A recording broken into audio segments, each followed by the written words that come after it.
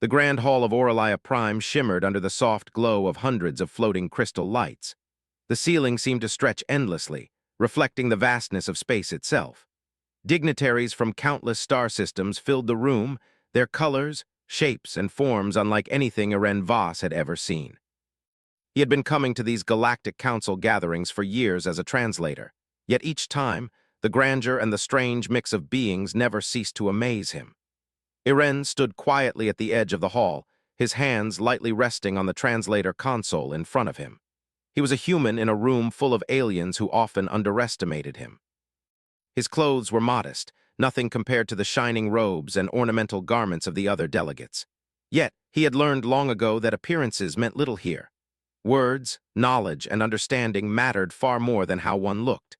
The council gathering today was meant to be ordinary, a ceremonial meeting to discuss interstellar trade agreements. But today, something in the air felt different. The room buzzed with anticipation, though no one knew why. Perhaps it was the Queen's presence.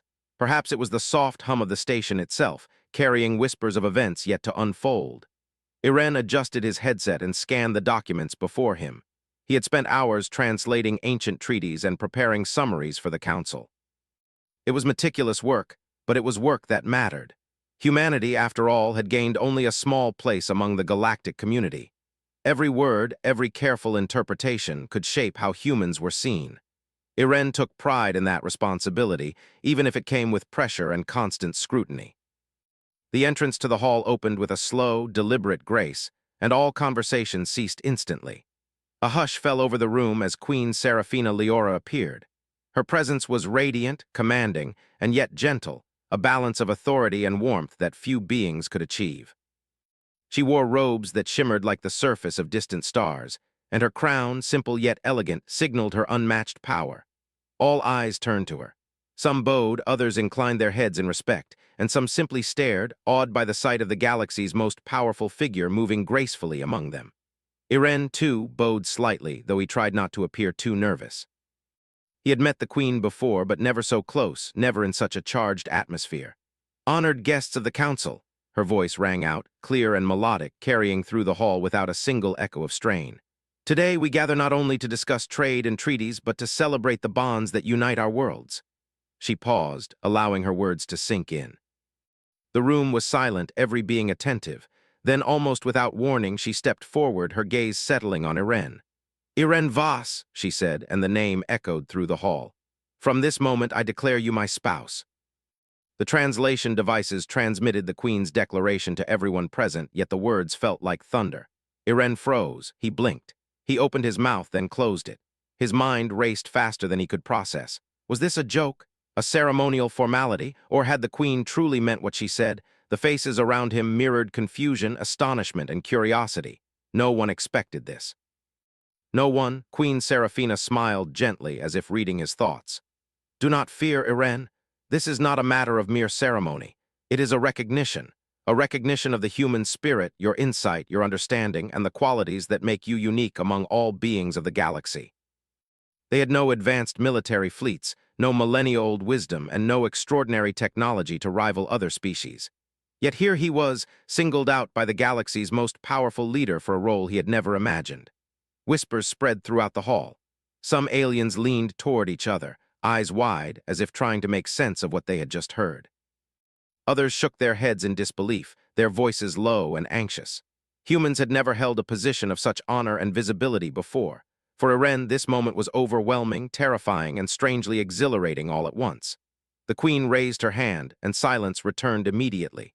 "You may be wondering why I have chosen this path," she continued, her eyes never leaving Irene. "It is because I have observed you, your careful mind, your empathy, your ability to navigate differences and find harmony where others see only conflict. These qualities, rare as they are, deserve acknowledgement. You, Irene Voss, embody the best of humanity." What did one say to a statement like this? To a declaration that altered one's life in ways unimaginable? The Queen stepped closer, her presence both commanding and reassuring. "You do not need to answer now," she said. "The Council will have time to adjust, and you will have time to understand the role you are to play. For now, let the record show that humanity is recognized, not merely for what it possesses, but for what it can achieve." Others were whispering rapidly, their devices translating their words into the common galactic tongue. Irene could only guess at what was being said. Then the queen's hand gestured gently, signaling the ceremonial attendants. The hall doors opened, and a path of light led toward the central dais. Irene, though hesitant, stepped forward. Every step felt heavy, each movement amplified by the thousands of eyes upon him. Yet beneath the fear there was a spark of something unexpected, confidence. He had always relied on observation, intelligence, and understanding to navigate complex situations. Now more than ever, those skills would be needed. As he reached the dais, the queen's hand rested lightly on his shoulder. "Do not be afraid," she said softly, her voice carrying a warmth that eased some of his tension. "You are not alone in this. Together we will show the galaxy the potential of humanity." For the first time, humans had a voice that mattered, a presence that could shape the course of interstellar relations. And he, an ordinary human, was at the center of it. The ceremony continued, though Irene's mind raced ahead, imagining the challenges that lay before him.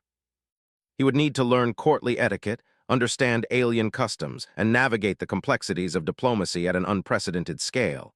Yet, amidst the uncertainty, he felt a quiet thrill.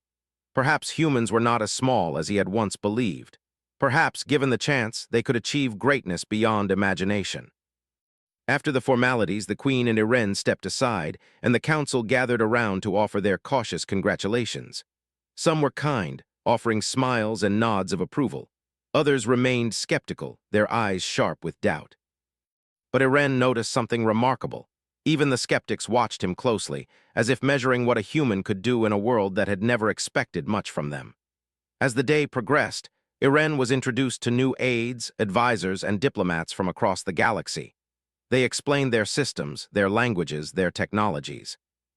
Irene listened carefully, asking questions, noting patterns, and observing how each being interacted.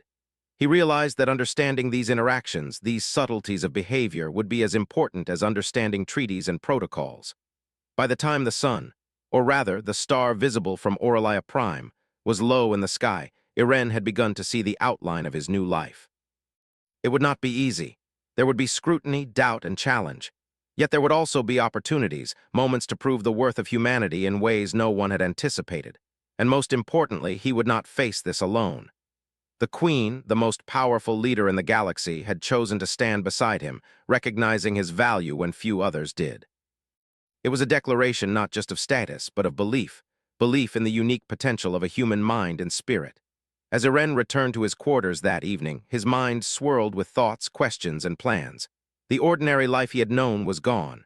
Ahead lay a path of uncertainty, challenge, and unimaginable possibility, and yet beneath the fear a spark of hope glowed bright. Humanity, for the first time, had a place not only among the stars, but at the heart of the galaxy itself. Irene took a deep breath, feeling the weight of responsibility and the thrill of opportunity. Tomorrow, the real work would begin. But tonight, he allowed himself a small moment of wonder, marveling at the unexpected twist that had changed his life forever.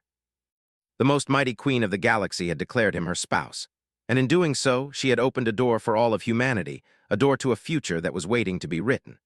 The morning light streamed through the tall windows of Orlaia Prime's council chambers, painting the floor in streaks of soft gold. Irene Voss had barely slept the night before. His mind was still swirling from the Queen's shocking declaration. Even after the formal ceremonies, the reality of his new life was slowly sinking in. He was not only the Queen's spouse, but now, in the eyes of the galaxy, a symbol of human potential. Irene stood at the edge of the council chambers, observing the room. Aliens of every shape and color moved with purpose, speaking in languages that danced and trilled in ways that challenged his ears. His translator implant hummed softly, converting every word into something he could understand. He had been trained to follow the nuances of speech, to detect hesitation, pride, or subtle deception. Now he would need every skill he had ever learned, and then some. The Queen entered quietly, her presence immediately commanding attention without a word. Her robes shimmered with soft light, reflecting the colors of the galaxy beyond the chamber walls. She walked over to Irene and placed a gentle hand on his shoulder. "Good morning," she said with a soft smile. "Rested well?" There's so much to think about. They had their cleverness, curiosity, and determination. Yes, but they lacked the resources, fleets, and history that other species relied upon. To be chosen by the Queen was more than honor. It was a responsibility that could shape humanity's place in the galaxy for generations. The Queen motioned toward a large table at the center of the room. Today we begin your introduction to the workings of the Council. I will guide you, but you must also observe, learn, and act. There are challenges ahead, Irene. You must be prepared. Irene felt their attention weigh upon him, like invisible scales measuring the value of a human mind. Yet he squared his shoulders and reminded himself that humans had a unique gift, adaptability. Where others relied on history or brute power, humans could think, analyze, and innovate. He would need every ounce of that skill in the coming days. Their first task came swiftly. A dispute had arisen between two member worlds over trade routes near the Orales Nebula. Ships from both planets claimed rights to passage, and minor skirmishes had already disrupted commerce. While the Council debated, voices rising in tension, the Queen leaned toward Irene. "Your perspective may differ," she whispered. "Do not be afraid to speak." He had only recently arrived as a symbolic figure, yet here he was being invited to offer solutions. Taking a deep breath, he studied the data on the display. The two planets were technically correct in their claims, yet the route itself had potential for compromise. "If I may," Irene began, his voice steady despite the attention, "perhaps there is a way to create a shared passage. Instead of granting exclusive rights to one world, we could establish scheduled routes that ensure both can use the corridor efficiently. Additionally, monitoring stations can coordinate traffic, preventing conflicts before they arise." A human, they thought, suggesting a compromise that avoided conflict rather than escalating it. One of the elder diplomats, a tall being with translucent skin and multiple eyes, leaned forward. "You would suggest coordination instead of asserting authority. Humans are small compared to many species, but we have learned that collaboration often leads to better outcomes than domination. We can apply that thinking here. This approach has merit." He met representatives from the shimmering oceans of Sarathea, beings who communicated through harmonic vibrations. The crystalline scholars of Kryn, who processed information in patterns far beyond human comprehension, and the nomadic starfarers of Xian, who spoke in images projected directly into the mind. Each encounter was a challenge in communication, and Irene approached each with careful observation and patience. It became clear to him that humans had a natural advantage: curiosity. While other species relied on rigid rules, humans could ask questions, experiment, and adapt quickly. Where a Kryn scholar might analyze a problem endlessly before acting, a human could test, adjust, and find a solution in real time. Irene realized that this ability could make him indispensable, not just as the Queen's spouse, but as a representative of humanity. As the day progressed, an unexpected situation arose. A delegation from the Outer Rim worlds arrived unexpectedly, carrying a problem that had confounded even the most experienced diplomats. A newly discovered planet had resources vital to multiple systems, yet its environmental conditions were fragile. The factions had no clear agreement, and tensions were rising. Irene was brought into the discussion.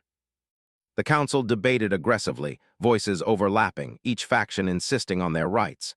Irene listened carefully, analyzing the needs, priorities, and fears of each party. Then he spoke. "If we consider the planet as a shared responsibility," he suggested, "we could create zones for resource collection, research, and conservation. Each faction can operate within agreed boundaries, and a joint council can oversee the planet's protection. This way, no one party dominates, and the planet's fragile environment is preserved." Irene realized that humans, though small and underestimated, could find solutions others overlooked. His mind raced with possibilities. Perhaps humans could lead not by power, but by understanding and creativity. Later, in a quieter moment, the Queen approached him again. "You handled that well," she said. "Many would have seen only conflict and assumed force was necessary. But you saw a way to collaborate. That is rare among any species. Humans are underestimated because you are small, young, and lack ancient traditions. But that also means you are adaptable, inventive, and capable of seeing possibilities others cannot. That is your gift." Yet he remained grounded. His human intuition, empathy, and curiosity allowed him to grasp not just how things worked, but why they mattered. By the end of the day, Irene had begun to gain allies. A few council members who had initially doubted him now sought his opinion. They whispered among themselves, noting that humans might be more capable than they had believed. Irene realized that perception mattered just as much as ability. Showing that humans could contribute in meaningful ways would slowly shift the galaxy's view.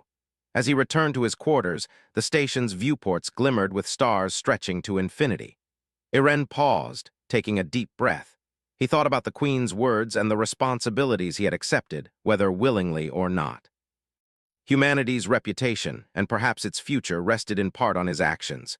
He felt the weight of it, but also a sense of exhilaration. This was more than a role, more than a title. It was a chance to demonstrate that humans, though often underestimated, could thrive, innovate, and inspire. Irene realized that the Queen had not chosen him lightly. She had seen something in him and in humanity that others had overlooked. That night, as Orlia Prime rotated slowly against the backdrop of the galaxy, Irene sat by the viewport, gazing at the countless stars. He thought about the long journey ahead. Negotiations, disputes, misunderstandings, and new discoveries awaited him. Yet for the first time in his life, he felt the quiet certainty that humans could make a difference. And perhaps, just perhaps, this unexpected declaration by the most mighty queen of the galaxy would mark the beginning of a new era, not just for Irene, but for all of humanity. In the silence of the starlit chamber, he allowed himself a small smile. He was no longer just a human among the stars. He was a human with purpose, a symbol of what his species could achieve. And tomorrow, the real work would begin. Irene woke early, long before the sun, or the star that Orlia Prime orbited, rose above the horizon. He had barely slept the night before, and the excitement and weight of his responsibilities made rest a distant memory. Today was no ordinary day. Today, he would face his first real test in the Council, a diplomatic mission that had challenged even the most experienced negotiators. The Queen met him in the council chambers. Her presence was calm and reassuring, yet her eyes carried a sharp intelligence that reminded him why she was the most powerful being in the galaxy. "Good morning, Irene," she said. "Are you ready?" Observation, understanding, and creativity will guide you. Their communication signals were unfamiliar, and their technology, though rudimentary compared to the Council's standards, hinted at intelligence that demanded respect. The Council debated. Some members argued for caution, others for containment. Tensions rose as more data arrived showing the Luminaries' growing presence near trade routes vital to multiple systems.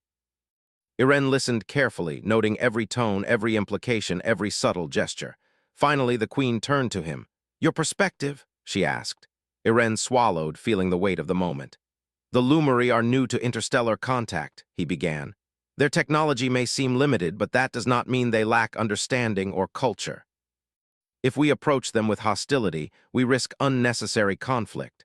But if we attempt communication and show willingness to cooperate, we may gain allies rather than adversaries." "And how, human, do you propose to communicate with beings whose language we cannot decipher?"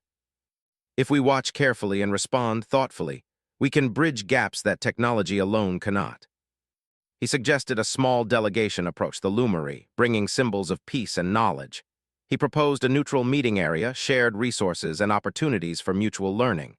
By midday, the Council agreed to his plan. The Queen gave him a reassuring nod. "You have done well. This is the first step. Lead the delegation, and remember that your humanity is your strength."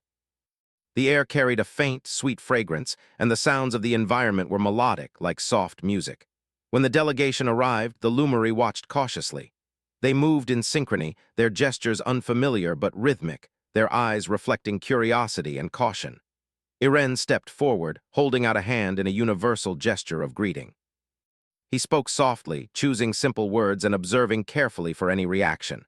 For a long moment, nothing happened. Then one Luminari mirrored his gesture. The ripple of trust began. Slowly, through gestures, observation, and shared objects, communication began. Irene found himself relying on every lesson he had learned from human interactions: patience, empathy, attention to detail, and an openness to learn. Hours passed, and small breakthroughs occurred. The Luminari demonstrated a system of symbols and gestures that conveyed basic needs and concepts. Irene responded in kind, creating a shared vocabulary of simple signs and visual symbols. The delegation watched in amazement as misunderstandings were resolved not through force or authority, but through observation and adaptation. By evening, a rudimentary but effective communication system was established. The Luminari were no longer strangers but partners in a fragile new relationship. Irene's mind raced with possibilities. This could be a model for future contacts, a blueprint for human-led diplomacy that emphasized understanding over intimidation. The Queen joined him as they prepared to return. "You see the strength humans bring," she said softly. "Not technology, not weapons, not fleets, but creativity, empathy, and the ability to see possibilities others overlook. This is why I chose you." Irene explained the progress with clarity, showing the steps taken, the responses observed, and the shared understanding achieved. The room fell silent, and then slowly applause began, not all but enough to show respect. Some council members approached him, asking questions, eager to learn the methods humans had used. Irene realized that human ingenuity and adaptability were beginning to earn trust and admiration. That night, as he walked with the Queen through the observation deck, the stars stretched endlessly before them. Irene reflected on the day's events. The galaxy was vast, complex, and full of challenges. But humanity's strengths, curiosity, empathy, adaptability were not weaknesses but tools. Tools that, if used wisely, could change perceptions and open doors that others believed were closed. "You have done well today," the Queen said, her voice carrying warmth and pride. "But tomorrow will bring new challenges. The galaxy rarely presents simple problems. You must continue to observe, learn, and lead. I want to show that humans can contribute, that we can solve problems in ways no one else can." The journey would be long and filled with obstacles, but for the first time, he saw clearly that humans were capable of greatness. Not because of power, not because of weapons, but because of intelligence, courage, and compassion. And somewhere in that vast galaxy, the seeds of a new understanding had been planted. A human had shown the way, proving that even the smallest species could make a difference. Irene felt the weight of responsibility, yes, but also the exhilaration of potential.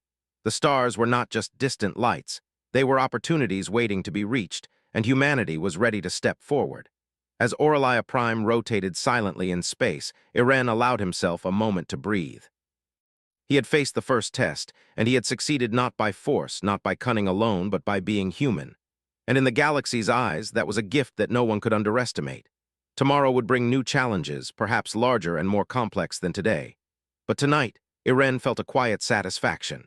He had proven even in small ways that humans could thrive where others feared to tread. And with the Queen's guidance and his own determination, there was no limit to what could be achieved. The stars sparkled beyond the observation deck, endless points of light against the black canvas of space. And somewhere out there, civilizations awaited contact, understanding, and collaboration. Irene smiled, ready to meet the future. Humanity had begun its journey among the stars, and he would lead the way. The morning air on Orcs Prime was crisp, carrying the faint hum of the station's engines as it rotated slowly against the backdrop of distant stars. Irene Voss stood in the council chambers, reviewing reports with meticulous care. His experiences with the Lumery had proven humans could bridge gaps where others failed, but the galaxy held challenges far more complex. Today, he would face one that would test not just his mind, but the ingenuity and resilience of humanity itself. The Queen entered, her presence immediately commanding attention. "Irene," she said, her voice calm but firm, "a matter has arisen that requires your insight. A summit has been convened on Nova Eternum. Multiple factions with competing interests will gather. There is potential for disagreement, confusion, and delay. We need clarity. We need solutions." Summits were arenas of diplomacy where even the smallest misstep could unravel agreements. Yet he also felt the quiet thrill of opportunity. "I understand," he said. "I will do my best." As Irene and the Queen arrived, the planet's surface came into view. Sprawling forests of luminous flora, rivers of shimmering liquid, and cities that floated gracefully above the ground. The beauty of it took Irene's breath away, yet he knew appearances could be deceptive. Beneath the serene surface, tensions simmered and missteps could ignite conflict. Delegates from dozens of systems were already present. Some were humanoid like Irene, though taller or differently proportioned. Others were entirely alien, with scales, feathers, or crystalline exoskeletons. Each arrived with their own expectations, customs, and demands. Irene's role was clear: to observe, understand, and guide discussions toward productive outcomes. The summit began in a large, open pavilion, where light filtered through translucent ceilings, casting patterns on the floor that shifted as the sun moved. Debate erupted almost immediately. Delegates argued over resource allocation, trade rights, and research priorities. Voices rose, gestures became sharp, and for a moment the room seemed on the verge of chaos. Irene took a deep breath. He remembered the lessons of the Lumary encounter: patience, observation, empathy. He began by listening carefully, noting the priorities, fears, and unspoken motivations of each faction. Then, when the room quieted slightly, he spoke. "Esteemed delegates," he began, his voice steady, "I understand that each of you has strong interests and important needs. But consider this: the planet itself is a shared opportunity, a resource for knowledge, growth, and collaboration. Instead of dividing it through conflict, we can create a system that benefits all while preserving the planet's integrity. You offer words, yet little detail. Humans have found that when cooperation is structured and fair, conflicts diminish and productivity increases." Hours passed, debates flared and waned, questions were asked, concerns addressed. Irene listened more than he spoke, choosing words carefully and responding with calm reasoning. Slowly, the delegates began to see the potential. Where brute authority or rigid claims had failed, a human-centered approach offered clarity. The Queen watched quietly from the side. She had chosen Irene not for his experience in diplomacy, but for his ability to think, observe, and innovate in ways no one else could. Today, she saw the fruits of that choice. By late afternoon, a tentative agreement emerged. Delegates began to outline responsibilities, sharing ideas for research, trade, and cultural exchange. Irene suggested practical steps for communication, monitoring, and accountability. It was not a perfect solution, but it was a start, a framework that respected the needs of all while maintaining harmony. During a break, a delegate approached him, a crystalline scholar from Kryn. "Your methods are different," it said, its voice a series of resonant tones converted into human speech. "You do not rely on power or history. You rely on observation, reasoning, and empathy. It is effective. Indeed, perhaps we have underestimated your species." Delegates asked him for advice, used his suggestions to frame discussions, and looked to him for guidance when disagreements arose. Every success, no matter how small, reinforced the value of human ingenuity. Finally, the day drew to a close. Delegates gathered in the central pavilion for a summary. Irene presented the progress, highlighting agreements reached, remaining challenges, and steps for implementation. The room was quiet, listening intently, then erupted in quiet nods and expressions of approval. It was a victory, not through force, but through clarity, empathy, and collaboration. The Queen approached Irene afterward, her expression both proud and contemplative. "Today you have done more than negotiate. You have shown what humans can contribute: strategy, diplomacy, creativity, and understanding. The galaxy sees a new face of humanity through you. We have so much potential, and sometimes it just takes a chance to show it. That is humanity's gift." But humanity's potential was beginning to shine. He thought of the Lumary, of the Outer Rim worlds, and of the summit itself. In every encounter, humans had shown the ability to see what others missed: solutions where others saw problems, bridges where others saw walls. It was a reminder that sometimes the smallest species could make the biggest impact. The Queen placed a hand on his shoulder. "Rest now," she said. "Tomorrow brings new challenges, and the galaxy waits for humans to step forward. You are ready, Irene, because you see the world not as it is, but as it can be. Never forget that." He had faced the first truly complex challenge of his new life, and had succeeded, not through power, intimidation, or authority, but through the human qualities that had defined his species for centuries: creativity, empathy, and the determination to find solutions where others saw none. As he gazed at the stars from the pavilion's observation deck, Irene realized the truth of the Queen's words. Humanity was underestimated not because it was weak, but because it was different. And in that difference lay the potential to change the galaxy. For the first time, Irene felt not only the weight of responsibility, but also the exhilaration of possibility. The path ahead would be long and filled with tests, but he was no longer merely a human among the stars. He was a representative, a symbol, and a living proof that even the smallest species could influence the fate of the galaxy. As Nova Eternum glimmered below him, Irene allowed himself a moment to breathe. He had navigated diplomacy, bridged understanding, and shown that humanity could lead without dominating. The galaxy had begun to see the potential of humans. And Irene, alongside the Queen, would guide it into a new era where ingenuity, empathy, and courage were recognized above all. And somewhere in the stars beyond, countless civilizations waited. They had yet to understand the power of a human mind guided by curiosity and compassion. Irene smiled quietly. Tomorrow would bring new challenges, and humanity was ready. Irene Voss awoke to the soft hum of Aurelia Prime systems, the light of distant stars spilling into his quarters. Today was different from any other day. The decisions and efforts of the past weeks had led to a gathering that would mark the beginning of a new chapter for humanity among the stars. The Queen had summoned him to witness a celebration that recognized not just his role, but the potential of his entire species. As he stepped into the council chambers, the scene before him was breathtaking. Delegates from every corner of the galaxy were present. Some had traveled light years to be there, their expressions a mixture of respect, curiosity, and anticipation. Holographic displays shimmered with symbols of human achievement. Translations of ancient alien texts, models of technological collaboration, and illustrations of peaceful negotiations that Irene had helped facilitate. The Queen appeared at the center of the chamber, her robes flowing like liquid starlight. She extended her hand toward Irene. "Today, we celebrate more than one human," she said. "We celebrate a species that has shown courage, intelligence, and creativity. A species that can inspire and lead without resorting to force. A species that has earned a place among the stars." Yet through careful observation, ingenuity, and empathy, humans had begun to earn recognition in ways no one had expected. Today, that recognition would be made official. The council president, an elder with crystalline features, spoke first. "We have observed the contributions of the human species over these recent months," he said.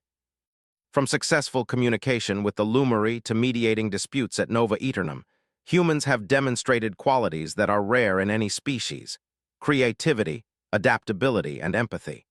We now formally welcome humanity as partners, advisors, and leaders in the Council of Systems." Irene felt a quiet thrill. Humans, who had once been observers and minor players, were now recognized as equals in the galaxy's most important forum. The Queen placed a hand on his shoulder, her expression both proud and approving. Irene took a deep breath. "Thank you," he said softly, though his voice carried across the chamber. Humans have always believed that understanding and cooperation can achieve more than force alone. We are grateful for the opportunity to contribute and to learn from all of you. Together, we can build a galaxy where differences are respected and collaboration creates strength. Irene realized that this was more than ceremony. It was a turning point.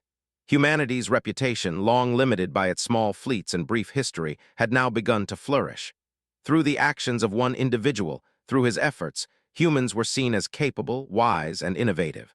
After the formal recognition, the Queen led Irene to a private terrace overlooking the city. The view was magnificent.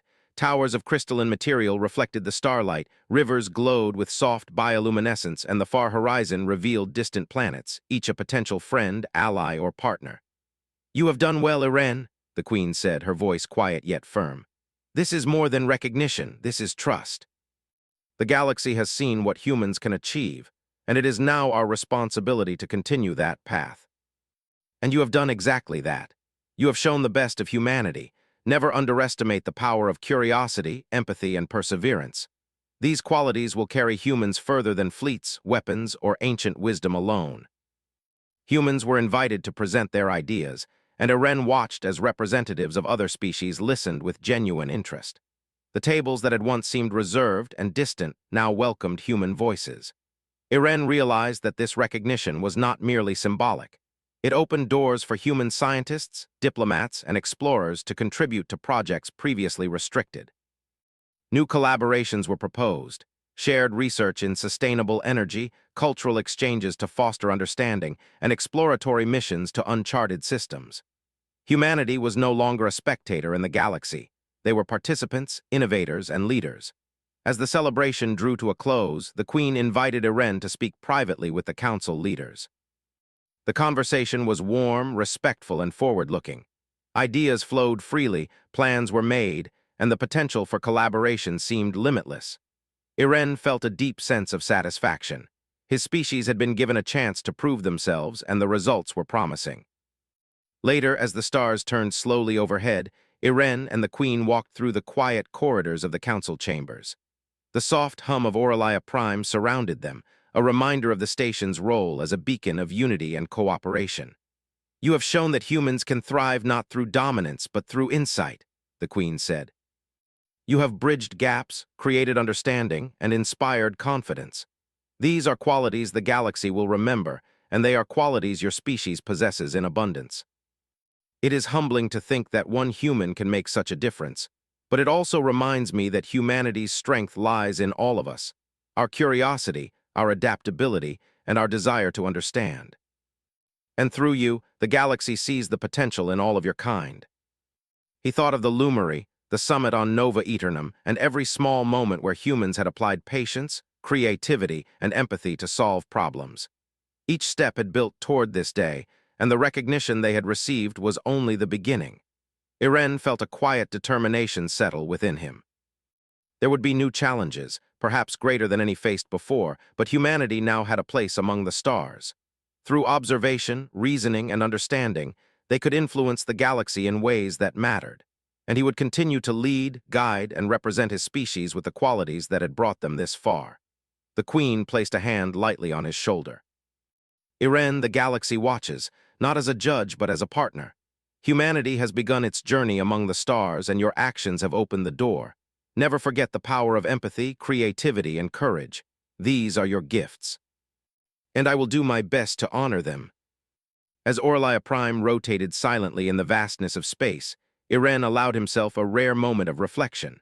A simple human had proven that small voices could echo across the galaxy.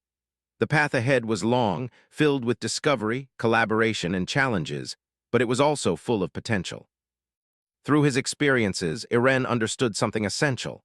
The greatest strength did not lie in fleets or ancient wisdom, but in the human ability to see possibilities others overlooked, to connect where others failed, and to create solutions where others saw problems. That was humanity's true gift, and it had been recognized at last. As the first stars of night blinked across the horizon, Irene smiled. The journey of humanity among the stars was only beginning, and for the first time he felt confident that his species could rise to meet the challenges of the galaxy, not as observers, but as partners, innovators, and leaders. The Queen stood beside him, quiet and watchful, sharing the moment. "This is only the beginning," she said, "but humanity has shown it is ready, and I, for one, will be proud to witness what you can achieve." He had become a proof that creativity, empathy, and intelligence could change the course of worlds. Humanity, through him, had taken its place among the stars, and the possibilities stretched out endlessly, waiting for minds bold enough to reach them.